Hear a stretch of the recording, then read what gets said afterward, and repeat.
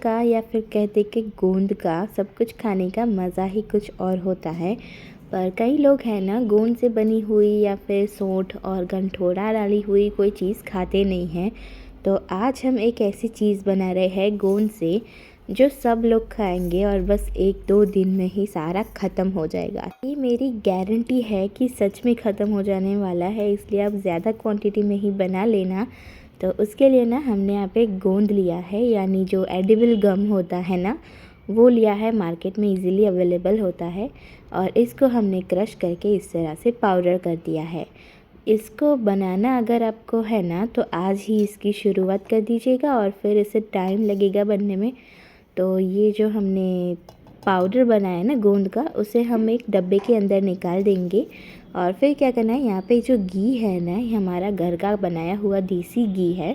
आप चाहे तो ये भी यूज़ कर सकते हैं या फिर आप बाज़ार वाला भी यूज़ कर सकते हैं, ये आपके ऊपर डिपेंड है। तो घी को ना हमने गरम कर लिया है, मेल्ट कर दिया है, और जो हमने गोंद का पाउडर बनाया ना, उसके अंदर डाल देना है और गोंद को इसके अंदर भिगो करके रख देना है। अब अच्छी तरह से मिला लेंगे, जिससे कि सारा गोंद जो है ना, वो घी के साथ अच्छे से मिल जाए और घुल जाए। और इससे हमें कब तक भिगो के रखना है वो पता है आपको? करीब 1 वीक यानी कि 7 दिन तक तो मिनिमम इसको भिगो करके रखना है। तो इसको बंद करके ना हम एक अच्छी सी जगह पे स्टोर कर देंगे, जिससे कि ये बहुत अच्छे से भीग जाए। गोंद का घी के अंदर घुलना बहुत ही ज़रूरी है। इसको भिगो करके रखेंगे ना, तो ही इसका स्वाद बहुत अच्छा आएगा। फिर हमने यहाँ पे कुछ ड्राई फ्रूट्स लिए हैं, जैसे कि सूखा कोपरा है, काजू बादाम है और छुआरी है, यानी कि ड्राई डेट्स जो होती है ना, वो है। तो उसके अंदर से ना इस तरह से बीज और उसके ऊपर का जो पार्ट होता है ना, वो निकाल देना है। ध्यान रखिएगा कि एक भी इसका जो बीज है ना, वो खाने में ना आए, वरना फिर बहुत ही कड़वा टेस्ट हो जाता है इसका। तो ये देखिए, इस तरह से हमने सब कुछ निकाल दिया है। और ये जो काजू और बादाम है ना, उसको भी हमने कट कर दिया है। अब एक बोल के अंदर हम यहाँ पे निकाल रहे हैं गंठोड़ा पाउडर है, फिर थोड़ी सी सौंठ पाउडर ले रहे हैं, 1-1 चम्मच ही ले रहे हैं, ज़्यादा नहीं ले रहे। और फिर थोड़े से हम इसके अंदर पॉपी सीड्स ले रहे हैं। पॉपी सीड्स जिसे हम खसखस भी बोलते हैं, तो वो ले लेने हैं, 1 टेबलस्पून के करीब ले लीजिएगा। और अब ये सारे जो ड्राई फ्रूट्स हैं ना, इसको हमें क्रश करना है। तो मगजतरी के बीज भी लिए हैं हमने यहाँ पे, वो भी अच्छा रहता है, ब्रेन हेल्थ इससे बहुत ही अच्छी रहती है।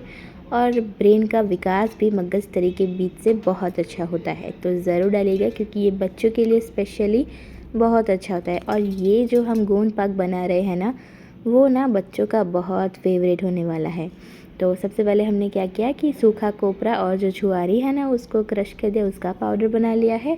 और फिर इसके अंदर ऐड कर दिया है हमने ड्राई फ्रूट्स जो बाकी के बचे हुए थे ना, जैसे काजू और बादाम लिया था, वो ऐड कर देंगे। मगजतरी के बीज ऐड कर देने हैं और खसखस भी ऐड कर देना है।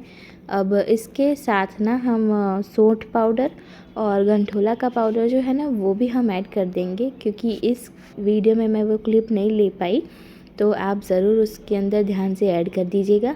और ये देखिए, ये हमारा ड्राई फ्रूट का जो मिक्सचर है ना, वो रेडी हो गया है। इसे भी हम एक डब्बे के अंदर स्टोर करके रख देंगे। तो जब भी आपको कुछ बनाना हो, मिठाई बनानी हो, तो आप इसका यूज़ कर सकते हैं, बहुत ही अच्छा लगेगा। और ये स्टोर किया होता है ना, तो काम बड़ी आसानी से हो जाता है। तो ये गोंद पाक हम बनाने वाले हैं 7 दिन के बाद, पर मैं आपको 3 दिन के बाद दिखा रही हूँ कि हमारा जो गोंद भिगोया हुआ था ना, वो किस तरह से हो गया है। ये देखिए, उसके ऊपर घी जो है ना, वो जम गया है। और फिर इसको बीच बीच में निकाल करके इस तरह से मिक्स करके डाल दीजिएगा। ज़्यादा घी नहीं डालना है, बस इसी तरह से जितना डाला हुआ था ना, उसको ही हम इस तरह से निकाल करके फिर वापस उसको मैश करके फिर वापस रख देंगे स्टोर करके।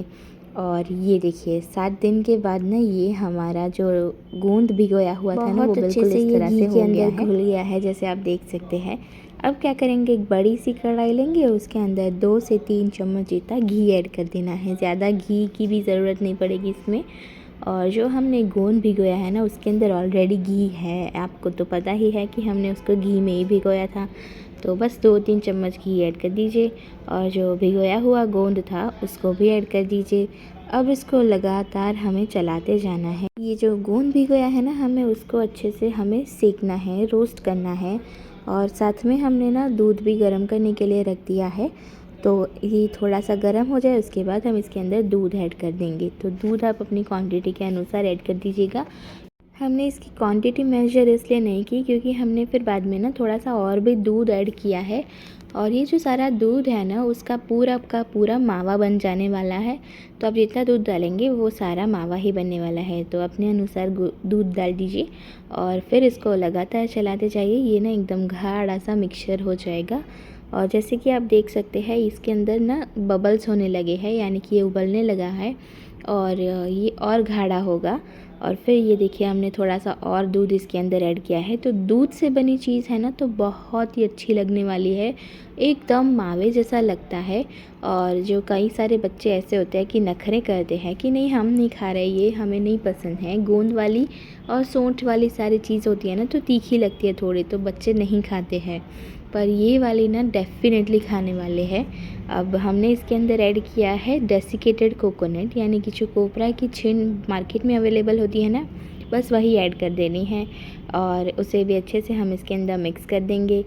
इस तरह से गोंद पाक बनाओगे ना तो सच में सबका फेवरेट हो जाने वाला है, क्योंकि मैं कभी भी गोंद पाक खाती नहीं थी, पर जब मम्मी ने बनाया ना ये वाला तब मुझे इतना पसंद आया कि सबसे ज़्यादा ना ये गोंद पाक मैंने ही खाया है। और मैंने फिर दोबारा से मम्मी से ये बनवाया था क्योंकि मुझे सच में बहुत पसंद आया था, मेरे भाई को भी इतना पसंद आया था। तो आई एम डेफिनेटली श्योर कि ये आप लोगों को भी बहुत पसंद आने वाला है।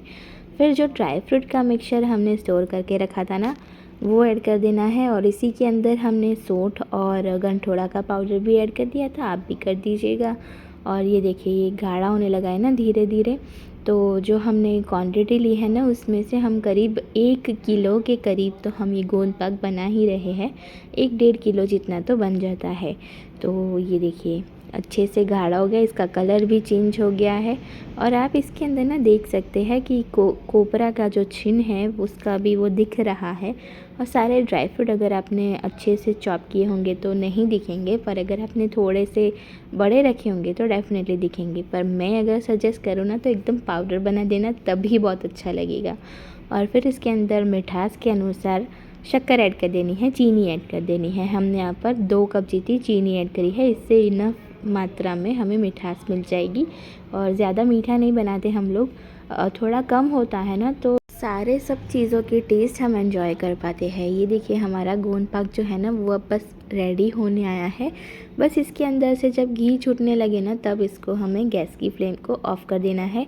और ये सारी प्रोसेस ना हम लो फ्लेम पर करेंगे, ज़्यादा हाई फ्लेम पर मत कीजिएगा, वरना फिर क्या होगा कि ये जल भी सकता है। तो ये देखिए इसके अंदर से घी छूट गया है। अब गैस की फ्लेम को ऑफ़ कर देंगे और फिर ये जब ये ठंडा हो जाए ना तब हम इसे स्टोर कर देंगे। ये देखिए है ना एकदम टेस्टी गोंद पाक बन कर के रेडी हो चुका है। आप इसके पीसेस भी कर सकते हैं, पर हम लोग यहाँ पे पीस नहीं कर रहे हैं, बस इसको इसी तरह से स्टोर करके रख देंगे और जब इच्छा हो तब एक चम्मच लेकर खा लीजिएगा, बिल्कुल हमारी तरह, है ना। तो ये वाला रेसिपी तो ट्राई करना, इस सीज़न में बनता ही बनता है। आप लोग ट्राई कीजिए, मुझे कमेंट करके बताइए कि कैसी लगी। और हाँ, जो कढ़ाई में चिपकी हुई होती है ना उसको डेफ़िनेटली निकाल दीजिएगा, क्योंकि उसका जो टेस्ट होता है ना बाय गॉड अनबीटेबल टेस्ट होता है। तो यहाँ हमारा गोंद पाक जो है वो बनकर रेडी हो चुका है, ज़रूर ट्राई कीजिए। और अभी तक नेहा नया व्लॉग्स को सब्सक्राइब ना किया हो तो सब्सक्राइब कर दीजिए, और आज ही ये गोंद पाक बनाने के लिए भिगो करके ज़रूर रख दीजिएगा। फेसबुक इंस्टाग्राम पे भी फॉलो ज़रूर कर देना। Bye bye.